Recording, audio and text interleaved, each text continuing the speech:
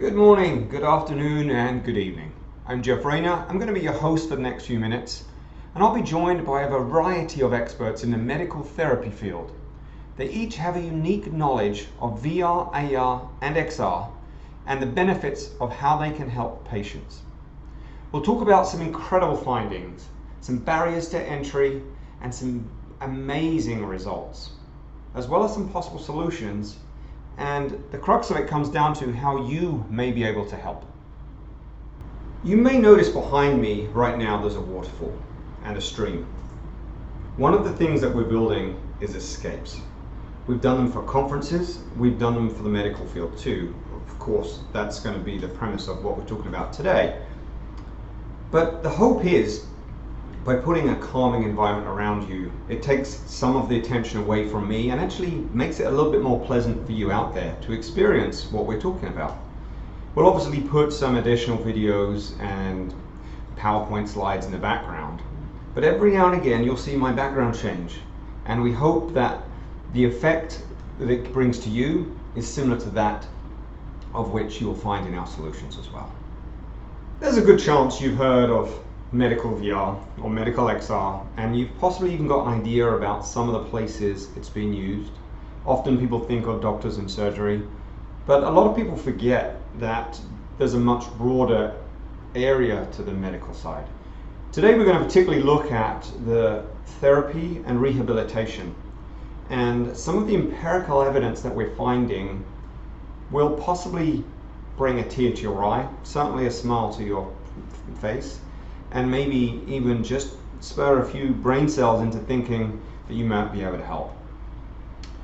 What you are possibly not aware of is just how much potential there is for you as a developer, for you as an investor, for you as a potential patient. We hope to educate you on all of those things today.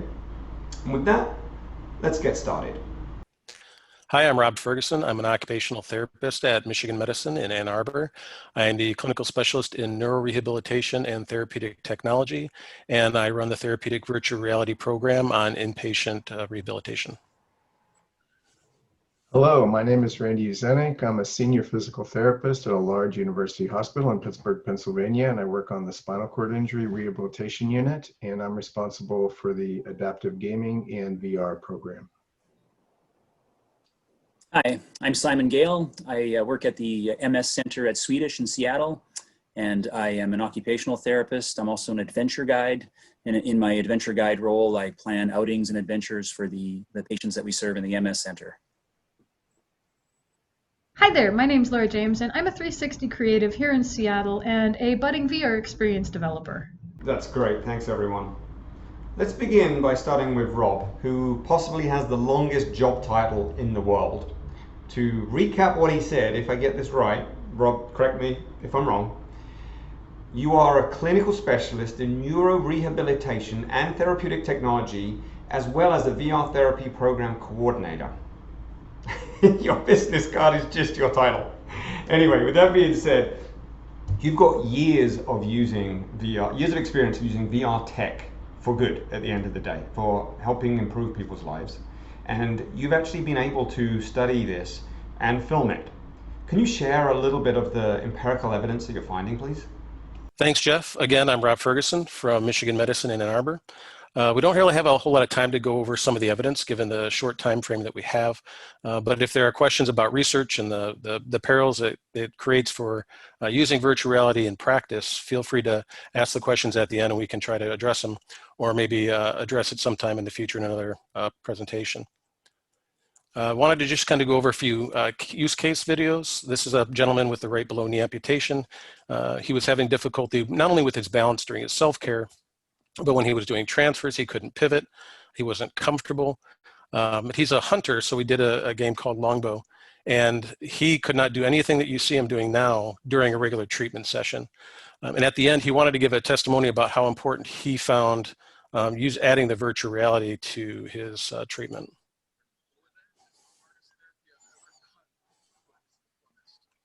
And that's the big reason why immersive virtual reality.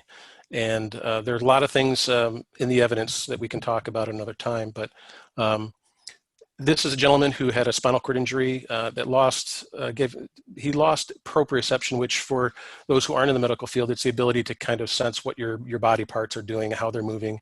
And we experiment with VR all the time. And the big thing that we do is we don't follow any of the rules as they're supposed to. We don't use technology the way it's intended to, which also makes it part of the fun part. And so in the left, we're using exercise bands to unweight his limbs. And we're using bolsters to change from focusing on the hips to the knees and ankles.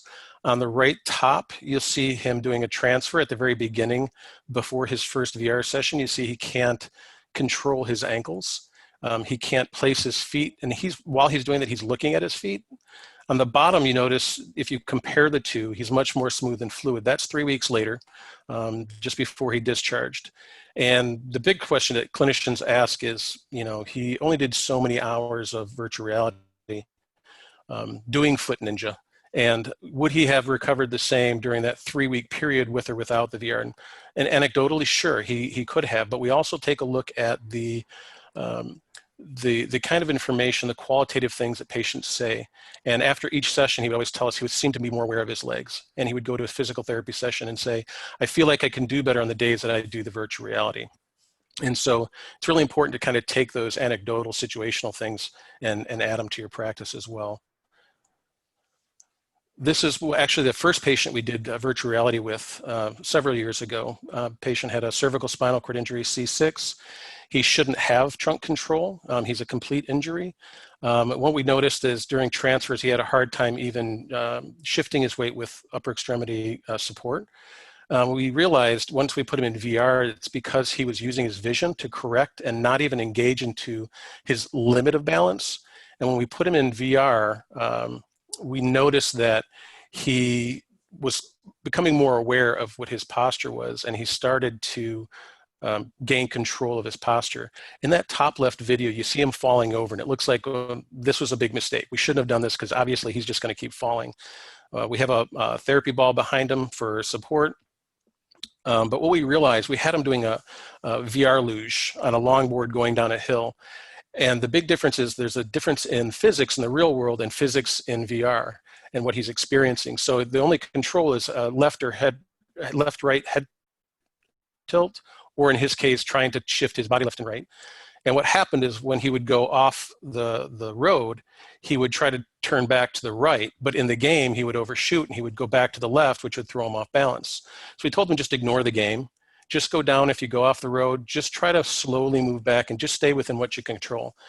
And he started doing a lot of things to keep his balance. And then the video on the right, you'll notice this is 3 days later. We went from having a ball behind his back to just having this bolster down by his pelvis.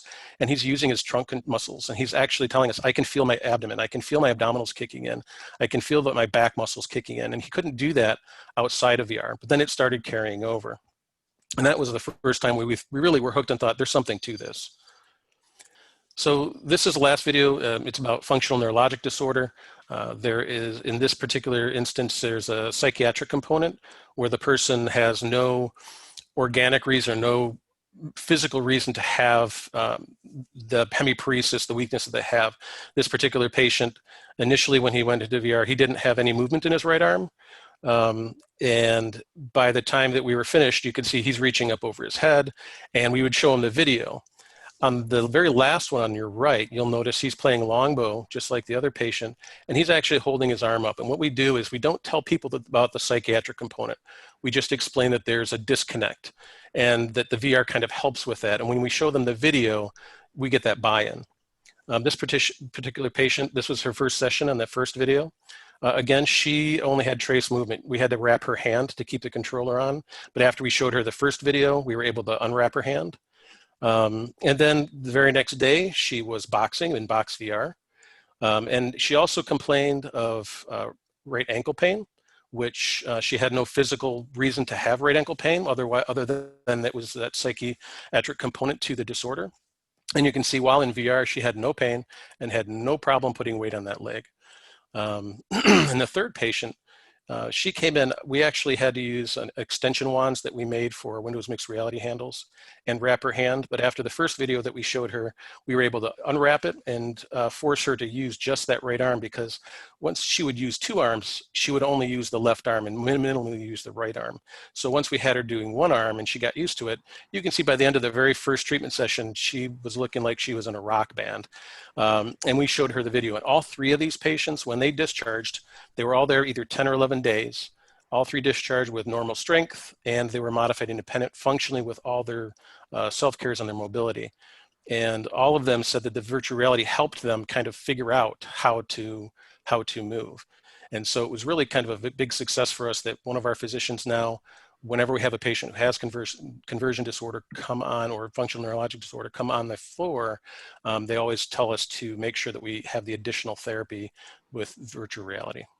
Rob, there is no doubt your work is so inspirational. Just seeing the abilities that you give people to take them beyond what they can typically do in a normal rehab process, and VR clearly allows them to escape and explores and pushes their boundaries in a good, positive way.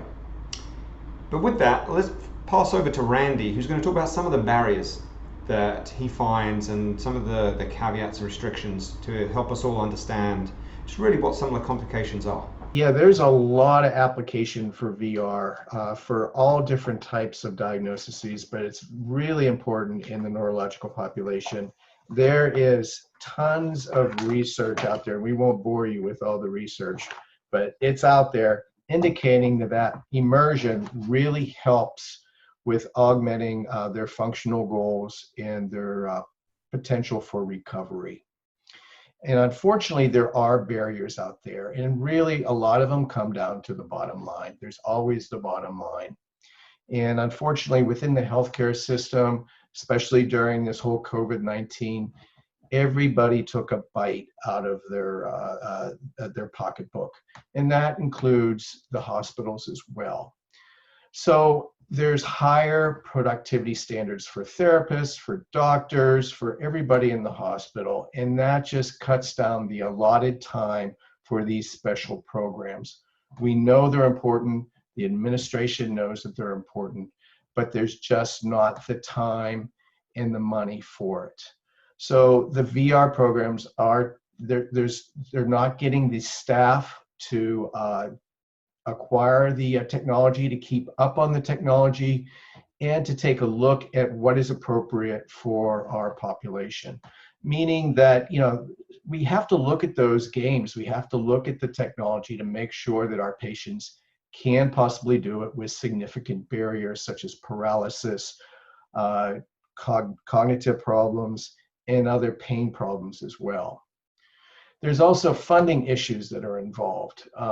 When we have a problem with acquiring new equipment, the allocations aren't there, and we have to talk to administration and really justify them specifically, indicating that it is important for the program and it does make a difference. Sometimes our other departments are not completely with us as well. For example, IT. Sometimes IT is worried about the problems with connectivity. Is it going to cause a problem with streaming if we have to put it on the guest network? For my example, like right in the middle of the day when I'm doing VR and everybody's on their devices on the guest network, can't stream the VR, so we can't do it at that point in time. And sometimes legal departments are concerned about these technologies as well, especially if we want to engage in a meetup in VR, a social meetup in VR. They're worried about privacy concerns. They're worried that they're releasing important information about their health record and so forth, which is obviously a federal violation. And lastly, it's really important to note that even though we've made huge strides in the flat gaming technology as far as making it accessible to all people with all different types of disabilities, we're still behind the curve in VR, both in the hardware and the software. For someone that doesn't have hand function or any function below the level of the neck, you can't obviously hold the controllers push the triggers, and use the pads. So we have to be really, really creative with selecting the appropriate software and making modifications, and sometimes using third-party overlays. Also, the software is a little bit below the curve too. We don't have the accessibility features or the adjustments that some of the other flat screen games have. So we're asking our friends to please help us out as much as possible, and please try to include those people that have decreased fine motor function. We do have a lot of successes, and I think those successes will come along, and I think the next speaker is going to talk about that. And Jeff, I'm going to bring it back to you. Randy, I love your humility. You have so much experience, as does Rob, to be completely fair as well, right? That you've been there since the beginning, since before VR, but the use of gaming for therapy as well. So there's additional notes that anyone in the audience, if you have questions, these are your guys. These have tried out every kind of tech that exists because they see the benefits and they've tried the benefits. With that being said, it's important for everyone to understand the reason why there's 5 of us on this call and not just me as a developer trying to sell my wares, as it were. And that's because collaboration is key. In order to do an effective solution, what we need to do is bring people together. And that is everyone from the people who understand the problem, like the PTs, the OTs, the doctors, the patients who actually feel and have the need, the developers like us to build something, but then also we need additional people to really want it, to pay for it, and additionally people to actually create it too. And that brings the whole pieces of the puzzle together of what we're talking about today. And with that being said, I'm going to pass you over to Simon, who historically has not been very techy, but just recently, we've been working together now for about 6 months, and he has seen the light, and he has so much information to share already. And the next time, we're going to have even more with some results as well.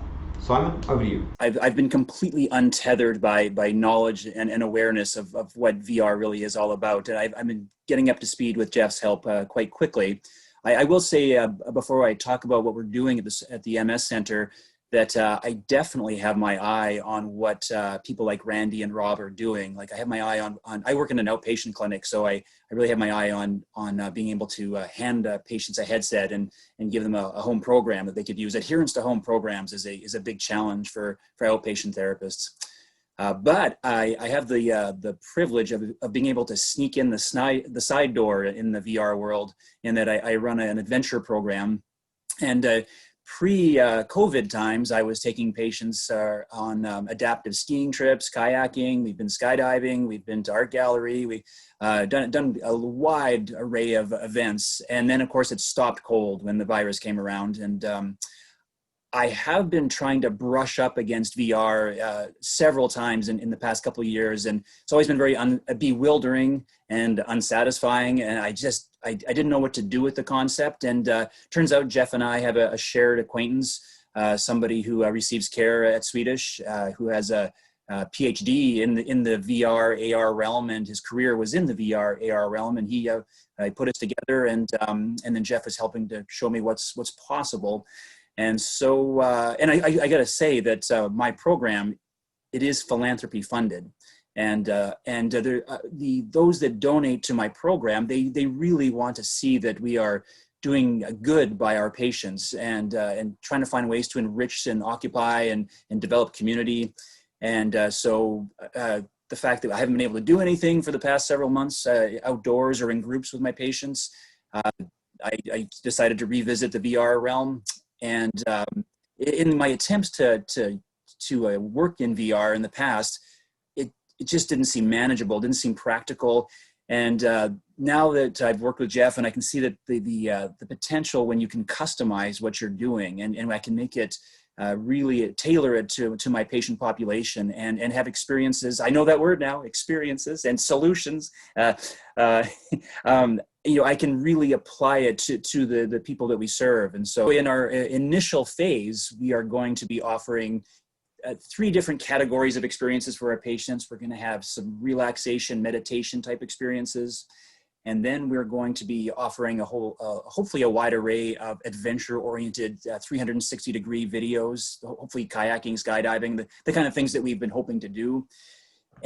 And I should say, on a side note, in that category, I'm really looking forward to being able to bring my 360-degree camera to future adventures and showing my patients, some of my more apprehensive patients, what we do, how it can be possible for them to do it also. Some folks, they just can't make the leap to join us for a sailing trip or a camping trip because they're just too anxious about their disability and interacting with the real world in this way. And now that I'll be able to hand them a headset and say, this is what it looks like, I think I can get more people to buy in.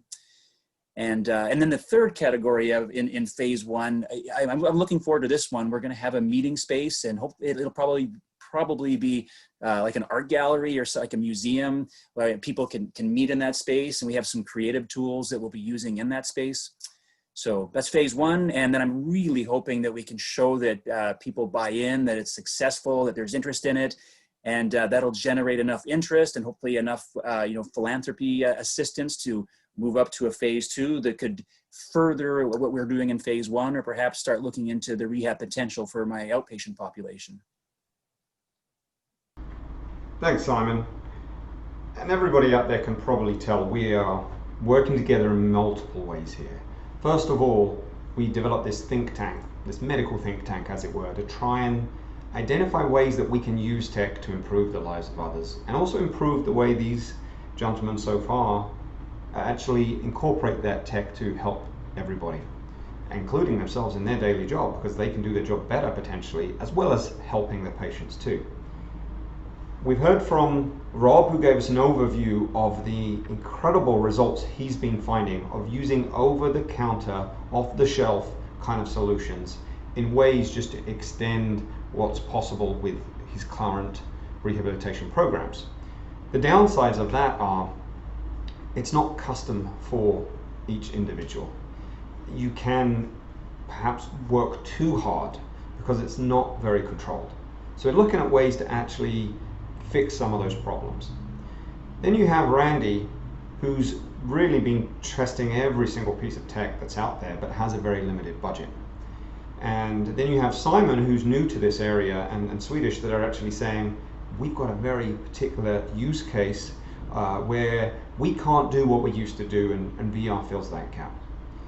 But what's beautiful about all of this is these are all working together, and we still need lots more help. We're not going to solve world peace on our own, and there are so many possible avenues that we could go in this space, and we would like to partner with others. Some people have already solved certain areas and developed certain solutions. Others have created experiences. We want to hear from you guys. We want to bring this together. We want everybody to benefit from this at the end of the day. So with that being said, I'm now going to pass it over to Laura, who's going to explain some of her solutions that she's been developing, her experiences that she's filmed. She's a deep sea diver, and she takes 360 cameras with her. She uses them for therapy and so much more. Laura, over to you. The inception for me working in this space in 360 video and VR was actually to help my aging father, because he was starting to feel very trapped and housebound due to some health issues. And 360 video actually was a way to get him out, if you will. And so that was my initial foray into this, was to help my father. I then started working with companies, consulting for therapeutic companies in the space of VR, learning about how virtual reality and how 360 video can actually improve the lives of seniors, people with health issues, pain management issues, depression, and things like that. I specialize in stories about the environment that will hopefully be transportive and allow people to see the underwater world in a way perhaps that they've never experienced before. When I first started shooting 360 underwater, I realized that it was absolutely the best way, and possibly the only way, to truly share the underwater world. That's not to say that virtual reality underwater experiences aren't also absolutely amazing. amazing, but there is something about seeing the real world, the real space in a 360 environment that is just absolutely magical. Some of the first-hand experiences I've witnessed when putting headsets on people's faces has just been magical, and it's really what keeps me doing this. Imagine you have a senior or an elderly person that you love very much, and they're trapped in a nursing home, and maybe they have bad vision. Maybe for health reasons they can't get their cataracts fixed right away, or or they have other macular degeneration issues. Imagine putting something on their face that allows them to see again, allows them to escape to some place that they loved very much. One of the things I noticed in my very early tests is I would take Google Cardboards into a nursing home. Using just Google Maps, we'd ask someone, where did you grow up? And they would tell us. And there was one woman who, she grew up in Sequim, Washington, which Sequim is known for its lavender festival every year. It's kind of this little banana belt in the Northwest. Everyone thinks of the Northwest and they think of all rain all the time. Well, Sequim is actually sunnier than the rest of the state, almost. But this woman, when she saw the lavender farm where she grew up, she sprung back to life, if you will. She's got this cardboard on her head and she's looking around everywhere. And then, amazingly, she's like poking her neighbor saying, hey, George, look, here's where I grew up. And the attendants were shocked, and they actually talked to me afterwards. They sent me emails afterwards. They said, our clients were talking about that experience, that simple little experience, for weeks. Thanks, Laura. We love everything about what you do, and you do so much for the benefit of others, so thank you from everyone. A couple of things that you touched on I want to push out to the larger group here and discuss some of the implications and also barriers based off of the VR tech itself. We know that historically the Quest, for example, was covered in a mesh which wasn't necessarily medically sound. There were the Pico Neo, which is a fantastic headset, and the Quest 2 now actually mimics that in many ways, but at a lower price point, and is aimed at everyone, versus the Pico Neo is very more commercially based. We also have the Vive range of products, which are plastic and therefore are much easier to clean. And there's a few other headsets too, but let me stop there and pass it over to you guys, get your opinions. We have to make sure that the technology is infection control compliant in the medical field. That's one of the reasons why we're limited to certain kinds of systems that we're able to use. We have to get them approved by our infection control and infectious diseases departments. So making sure that if you're manufacturing the devices, to keep that in mind if you want those devices to be used in the medical field. That's a huge barrier to us to using some of the systems we'd like to use. Assuming now we can get over those medical hurdles as different headsets become more compatible in the medical world, Simon, can you tell us about how you're going to implement them to the patients that really need them? I did fail to mention that, didn't I? The core part of the program is we'll be creating a lending library of headsets, and we'll have to obviously have some cleaning protocols for the headsets. But phase 2, where we're going to be hopefully getting into some rehab applications, the ability to just track movement. And I don't even know exactly how the Quest can track movement, but I'm looking forward to being able to. I've seen some of Jeff's graphs, and they're pretty impressive. And so I'm looking forward to that aspect. I'm even looking forward to the ability to track use, what gets used, what doesn't get used. Whole reason I even took an interest in VR. It's definitely not my thing. I would rather be outside just doing the activity. But ever since I started my adventure guide program, or my adventure program, I always had this notion of, or two main notions, I guess. One, of giving people who are at a paraplegic or quadriplegic level a sense of weightlessness. And goodness knows I've tried. We've done like scuba lessons, and that's pretty labor intensive. But I also would love to give somebody a flavor for something they used to do, like just hopefully re-experience something that they formerly did via VR, hopefully. Simon, it's wonderful to think that we'll be producing something that gives people those experiences anew. And with that being said, let's go back to Laura. Can you tell us a little bit about your findings of sharing similar kind of experiences with people of different ages and how they've reacted to different experiences? In my experience over the past, what has it now been, 5 or 6 years, is that different age groups respond wildly differently to different type of experiences in the VR space. And so you think of Nature Trek, for example. That's a nice VR experience. It's beautiful. The nature scenes are gorgeous. There's animals and it's fun. You can make things emerge and go away. That's got a very interesting target demographic. I tried that on some of my seniors. I thought, oh wow, they're going to love this. They're going to be able to do stuff. Well, it turns out that they're much more, they like passive experiences more. When I put say, ocean experience or a forest experience with rivers, they really like motion, like water flowing. That's incredibly soothing, or ocean waves rolling in.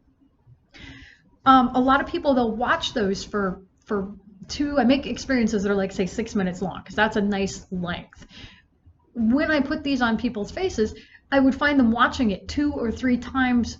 So you're talking about 15, 20, 25 minutes worth of VR content that they just consumed. On that same token, if I take that same audience, that senior audience, and put Nature Trek on them, they get bored with it in like 3 minutes flat.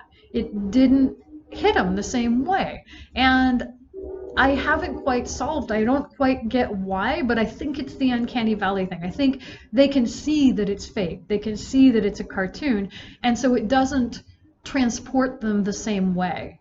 I do believe that's generational. You start putting these beautiful CGI experiences on people, say my age, and you get a very different response, kind of that 30 to 50 demographic. And then again, you'll see a very different demographic when you go younger. The younger are getting more and more interested in these interactive experiences. They want it, they expect it. And so you really need to look at your target demographic and what their life brings to the table. How confident and comfortable they have been immersed in technology. It's always wonderful to hear those heartwarming stories. Rob, you've taken VR, but also tried other different XR components. Can you give a little bit of information about your experiences there too? We use augmented reality as well. The hard part is twofold. One, it gets really confusing for clinicians and people in the healthcare field, because the taxonomy for the terminologies and the types of both the hardware and software ends of things get interplayed together and mixed together quite a bit. And so when we're looking at research and somebody calls something virtual reality, and it's what they're really researching is the Wii, the Kinect, the PSI toy, and or using your phone and using Pokemon Go. Well, Pokemon Go is a very different kind of mixed reality, a very kind of a different augmented reality than the HoloLens. It's also a very different kind of way than using the PSI toy. With the eye toy, you're actually overlaying the live feed of the real world onto a digital world and having them interplay, whereas the other kinds of mixed realities, the augmented realities, do the reverse. And so one of the things that we've noticed is when we have patients using different kinds of non-immersive virtual realities or mixed realities, is that their behavior is different because it's still part of the real world, or vice versa, that mixes in there. Because especially with the mixed realities, the augmented realities, a lot of the ones when you're looking onto a screen or a monitor, it's still very two-dimensional, even though the digital world is three-dimensional. The environment around you is the real world, but you're looking at this flat surface, and people interact very differently than they do when they're in an immersive virtual reality. So that XR taxonomy really needs to be made more clear, because folks who are not in the industry get it confused and mixed up all the time. And so when we're looking at research, if we're looking at research that says you should be using virtual reality, but really they were talking about the Kinect and the Wii and the iToy, that's very different than an immersive reality, virtual reality, which all of us are now thinking about now. And people are trying to apply it as if people are going to behave the same way, and they don't. I think we're getting close to the end of the time. So let's do a quick recap of the things that we heard, learned, and discussed today. We started with Rob. Rob gave us this amazing viewpoint into how he's using over-the-counter VR solutions and experiences to drive improved behavior in his patients. We then spoke with Randy, who told us about the barriers of entry for medical institutions. Then we went on to Simon, who's managed to find a key area where people can really benefit from VR. And that is people who cannot get out of their homes today, but so desire to do so. He also mentioned the fact that this isn't a one and done solution. This is something that will grow over time, and more people will be able to be involved in this solution. So even when COVID is long gone, we'll still be able to leverage the VR experiences for people who still can't get out, or the people who can go on these experiences and they can share it firsthand from their point of view. We then went on to Laura, and Laura told us about her understanding and experiences with a whole array of different people and ages and backgrounds, and how they've really taken to her personal diving experiences. Together we're building these experiences, but they can be so improved upon. We can work together, we can develop things together, we can share experiences, both on the creation side as well as on the end user side. It's important to get us all together, developers, patients, medical clinicians. Everybody needs to really come together because there is just so much potential here. Another point that I want to raise is these solutions are not a replacement for real-world experiences. They're also not a replacement for human beings, physical therapists, OTs, etc. There is a place for all of this to fit together just to improve therapy for all. We would like to empower the OTs and the PTs with this tech so they can improve their rehab and improve their patients' well-being. We want to ensure they can do their job to the best of their abilities, while affording the patients their ultimate in care that's sometimes fun, often educational, but most of all, effective. I think you'll agree that the case studies we've shown you are inspiring, right? They are heartwarming. It's great to see. We are just at the tip of the iceberg, and where do we go next? Well, let's take our think tank. We meet once a month and we discuss what we're hearing in the marketplace. We discuss what tech is coming up and how that can be used for assistive technologies, for rehab, for therapy. But taking that to the next level, we can't do that alone. The problem is just too great. I don't know if you realize, but 800,000 people a year, 800,000 people a year suffer from a stroke or a brain injury in the US alone. In addition to that, there's about 9 million people who regularly use physical therapy. There's just way too much potential, way too much interest, and way too many problems that can partly be solved from collaboration and working together. So to finish, let's go to how you can help. Together we can collaborate. If you have knowledge, if you have information, if you have first-hand experiences, if you've got code, if you've got solutions that you've developed, give us a call. All of us on this panel want to hear from you. Together we are stronger and better, and it's going to be an improvement for everybody. I'll finish the way I started. Good morning, good evening, good night, and goodbye.